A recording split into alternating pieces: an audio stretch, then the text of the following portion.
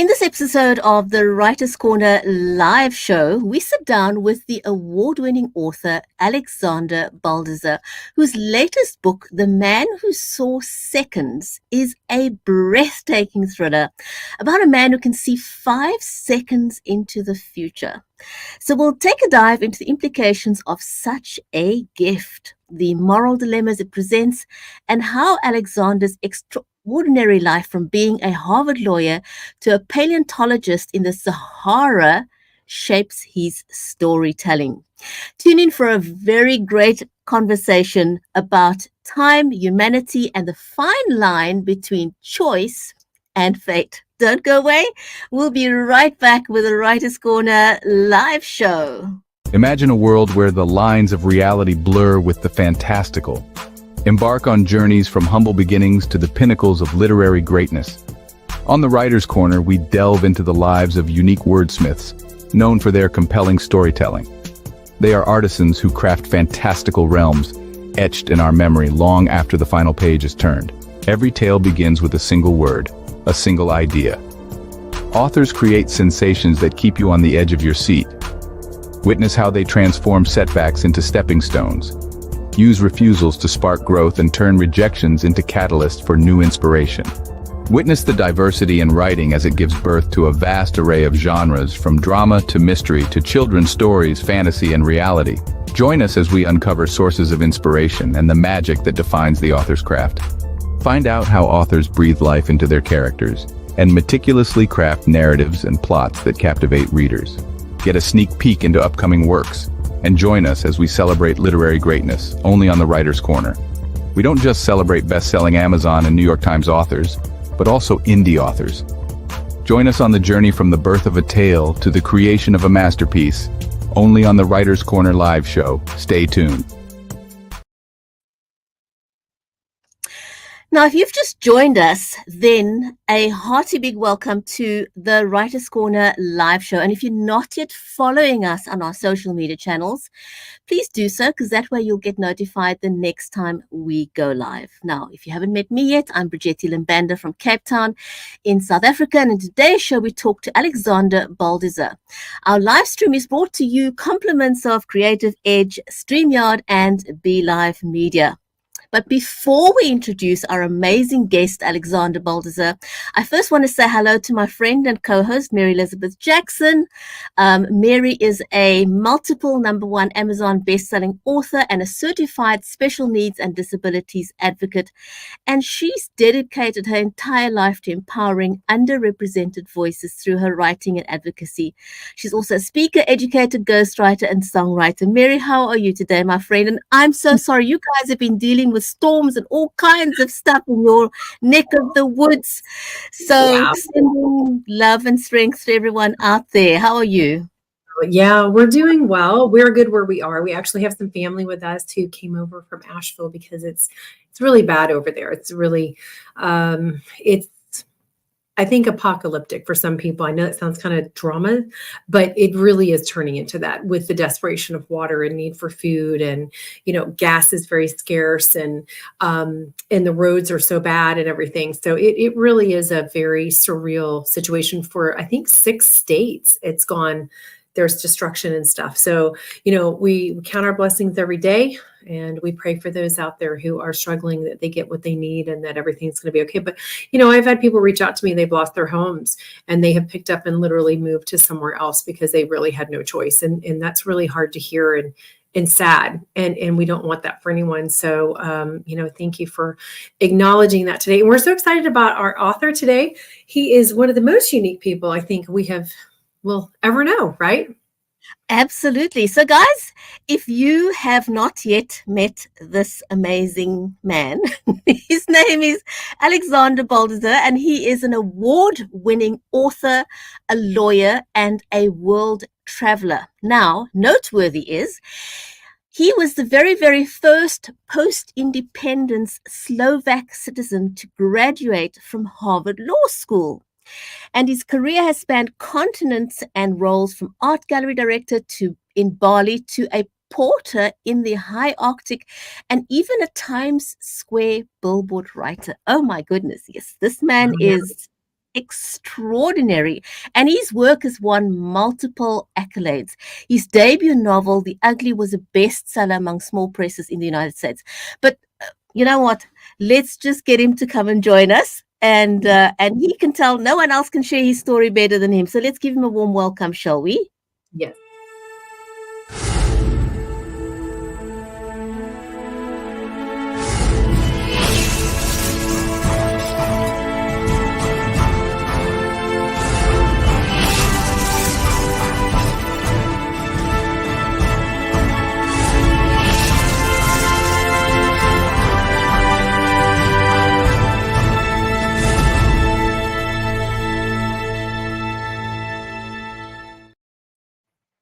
Hi, Alexander. Welcome. Hi, Bridget and Mary. Thank you so much for having me on. And thank you especially, Mary, for making time despite all the crazy weather you're having. Listen, I came in with skid marks today to get here, so I didn't even go live anywhere else today. I was like, I'm not missing this. So I'm so glad to be here with you. And we're going to jump right in because we want to share you with our audiences. Okay, you've lived an extraordinary life, which Bridgetti has just been talking about. And, you know, traveling between all those different jobs and lifestyles and everything, you know, in worlds from Wall Street to the Sahara. How has that shaped the characters in your novels? That's an interesting question.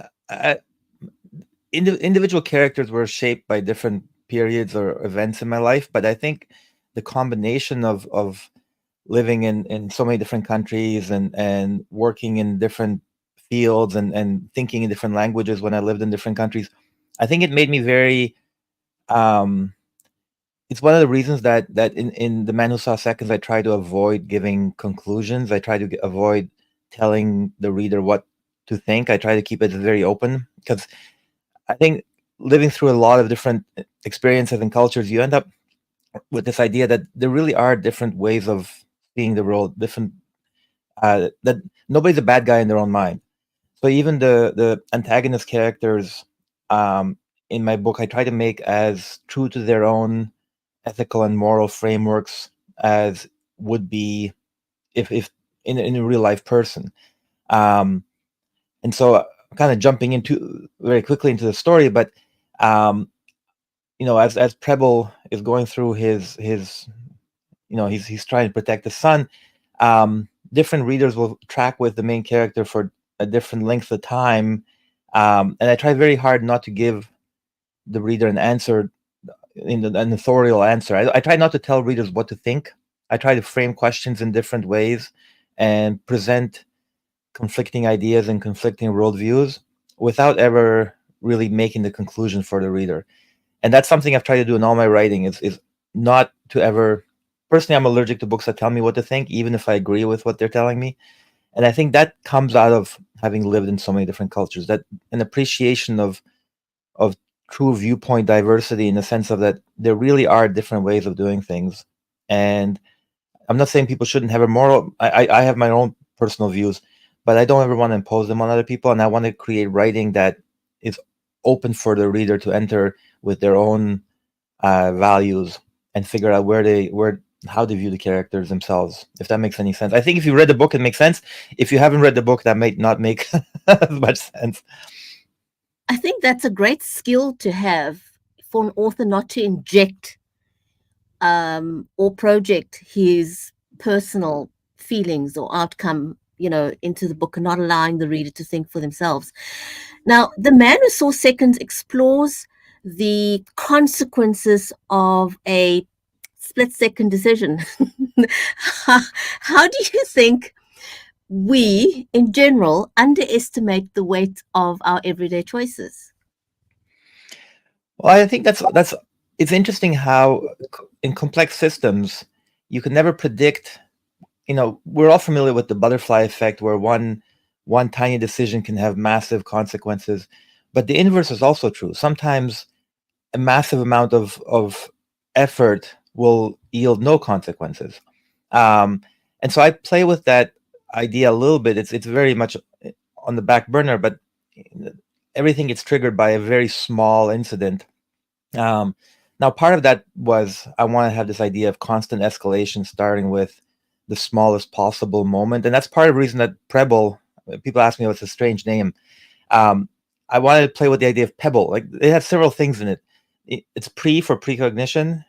It's rebel because he ends up kind of becoming a rebel against society. But it's also the idea of a pebble. So the Muhammad Ali has this quote saying that it's not the size of the mountain that's the problem, it's the pebble in your shoe. And so when Prebble is fighting against the entire might of eventually, the entire United States and the world, it all starts off with the smallest possible incident. And I want to show how kind of the institutional structures can act like a steamroller where they just can't stop. And so even if something irritates them as small as a pebble, it can grow into role-changing proportions. But then even when at one point when the president of the United States tries to stop things, even he can't do it.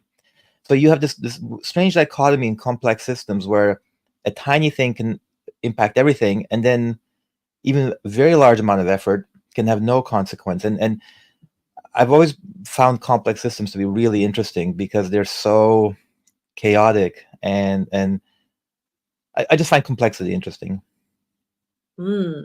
Yes, and it keeps people on their toes, doesn't it? And I like the creative thing that you've done with Prebble's name. I love that because I think it deepens the experience that a reader has, and the reader can enjoy more when there's more to it than just what kind of meets the eye. So Prebble Jefferson's gift gives him a form of control. What do you think drives humanity's obsessions with controlling time and destiny? And isn't everyone obsessed with that? Yeah, I mean, we're all living in time. We're all walking towards our death, not to be morbid about it. And so time becomes something that it's a very fascinating concept because all the laws of physics work just as well if you assume time flows backwards, or if there's a lot of physical theories that believe time is not real in an objective kind of within the laws of physics. Is just the way our brains order reality. That gets a little too complicated to wrap my brain around, but there's this really fascinating thing that we're all living in time. We're all bounded by it. We all kind of have events in our lives that we wish we could rewind, and there's no rewind button. And it also gives structure to our lives, like the idea that we live in a cycle where we're living towards a point we don't know what happens after. Like time is, I think the experience of time, even though we don't think about it on a daily basis, is so essential to what we are. And the idea of prediction is I think inherent in all intelligence. Like every intelligent system is predicting the future. Even a bacterium predicts that when there's more a nutrient gradient, higher levels of nutrition in a certain direction, it's predicting that if it continues in that direction, there'll be more nutrition. So everything from the simplest intelligence of a bacterium to humans, we're constantly trying to predict the future, even though if we're not realizing. And we as humans, by far, we're able to have the most complex understanding of prediction. And so our entire survival, all of intelligence, is based on it. So again, I found these really fascinating ideas to play with. I don't want to give the reader the wrong view. All these things are built under this story. I mean, the book is a thriller, but I do enjoy playing with ideas, and all those ideas were kind of embedded underneath the story. Very, very interesting. Now, your book delves into the unique balance between individual freedom and societal control. How much of this do you see reflected in the real world? Well, I do think that there's an Austrian philosopher, Ivan Illich, who had this idea that institutions, when they get beyond a certain size, start to work against the purpose for which they were created. And I think in our world, all our institutions are so big that they start working against their purpose. Examples would be ministries of defense that start wars, or schools that make children stupid, or hospitals that end up killing. The third leading cause of death is from hospital mistakes, or even something like a car will create the remoteness that it's created to overcome. And so I really want to play this with this idea that institutions end up working against the purpose for which they're created. And I want to juxtapose it against, a sole individual. But in order to give him a fighting chance, I had to give him a superpower. But I try to keep that superpower as slim as possible to make it, if somebody can see a day into the future, they're unstoppable. It's like writing Superman with no kryptonite. So then you would have to, as an author, you'd have to kind of, every other precognition book I've read limits the main character to glimpses in order to create some kind of limitations on the main character. But once you start doing that, then you as the author have to kind of, you're essentially stepping in to select which glimpses are convenient for the plot. And that feels a little bit like cheating if your purpose is to let these ideas play out. So by giving Preble a consistent 5-second window, which is actually narrowed when he's emotional and when he needs it the most, by keeping that consistent attribute, it gave him enough of a chance to push back against all of this institutional might of the 3-letter agencies and keep it consistent without having to, conveniently select, the Deus ex machina aspect of writing. But then I also want to play with this idea of, can an individual, if they get enough power, start to act like an institution? There's a threshold that he crosses where he starts almost to act like an institution, and the stuff he's doing becomes counterproductive. So I was playing with, because I want to keep escalating and escalating through the book with no off ramp. I wanted to see, well, at some point, does even something as good, inherently good, as a father's love for his son and wife and trying to protect them, can even that start to be counterproductive? And again, this is where this idea, as he has to take more and more extreme actions to save his family, he does worse and worse things. And I wanted to leave it up to the reader to decide how far to track with Preble. And it's been really fascinating. One of the most fun things has been seeing how different readers track for a different length of time. Some people will go with him all the way to the end. Some people hit a point it's like, whoa, this is too far. And it's been, I don't like to say what my point is, because that has too much authorial weight. So I like leaving that up to the reader, and I really enjoyed seeing the dispersion in opinion, like how wide that range is where people track. And anyone that's watching us right now, Alexander has taken, I think you've gone to great length to really put a lot into what you're writing, and very detail your thought about your characters and the plot and the twist and there's just so many minute details that I hear you speaking about. And I don't think that always happens in a book. And it doesn't happen with every author, because not every author thinks the same way. So I think this is very, very important, and setting your book apart, that's definitely a must read. Absolutely. And you've kind of touched on this a little bit, but so Preble's ability is 5 seconds in the future. Like, what would any of us do with that if we had it? And, how would you handle, and you've kind of touched on this, but if you can expand a little bit more, the ethical implications of using it, even for yourself? Yeah, well, that is another underlying theme in the book where I'm from Eastern Europe by birth. I was born in what's now Slovakia, and we have a much more relationship and family-based morality, whereas in Canada, United States, and Western countries, there's an acronym WEIRD: Western, Educated, Industrialized, Rich, and Democratic. It spells out the word weird. The weird, the Western countries tend to have a very universal morality. Actions are either right or wrong, regardless of basically your personal relationships. And that's not shared throughout the world. In Eastern Europe or in many parts of Africa and Asia, the family relationship comes first. And so I did kind of play with this division where Preble's definitely taking this, he's putting his family ahead of the world. And the rest of society is is taking the universal view to too far an extent, almost to like, because he can't be brought into the system. He's like this irritant that they can't stop attacking.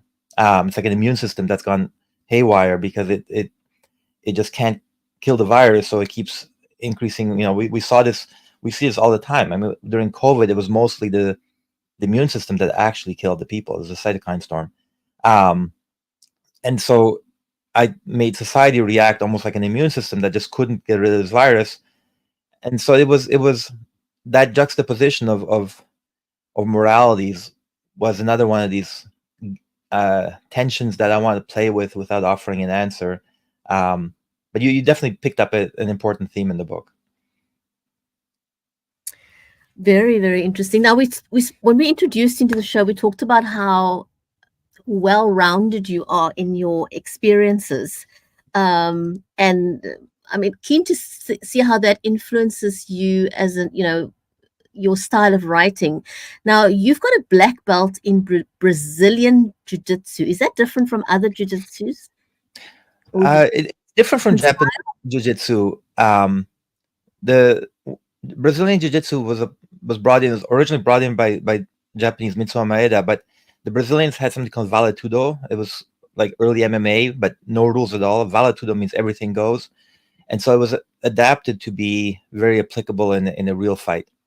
So Brazilian Jiu-Jitsu is basically, it's fighting without striking. So you're trying to break each other's arms or tear each other's ligaments or choke each other out, but without striking, so you're not getting concussions. Very interesting. And actually, that did end up playing into the book, because a lot of I actually teach it now as well, and a lot of my sparring partners and students are police officers, members of the SWAT team. I mean, I had a sergeant from the SWAT team here give me feedback on the book to make the SWAT side more realistic. I have two training partners who were on the Secret Service staff of one of the four Israeli prime ministers and one here in Canada. And so I had a little bit, even though Preble's fighting against the police, I have enough police and Secret Service connections that I could understand their mindset, and again, make those characters not cardboard cutouts, but make them kind of legitimate within their own moral frameworks. And I definitely, at no point, even though Preble ends up fighting the police because he's fighting in society, I want to be careful not to make the book anti-police. It's skeptical of institutions.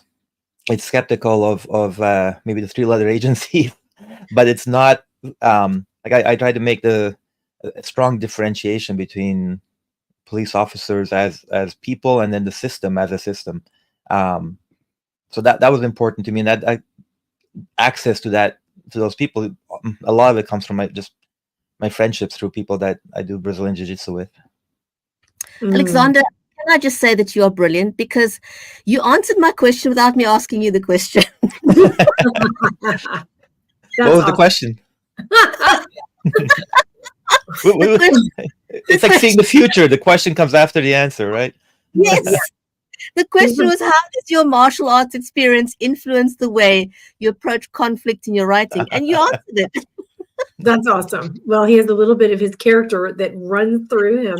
And, I love that you brought up the differences between Western and the United States and then the rest of the world. And I think it's a great dishonor and disservice that families aren't put more first. I think that's a real struggle that we have. And I think there's a lot of us out there. I know I'm one who is out there teaching that from a passionate place of how important it is for the family to be the center and to teach our children to do that. We need to heal that, Okay, we'll get off that platform. We're going to go back to what we're talking to Alexander about, because we can all get on those platforms, right, about this stuff.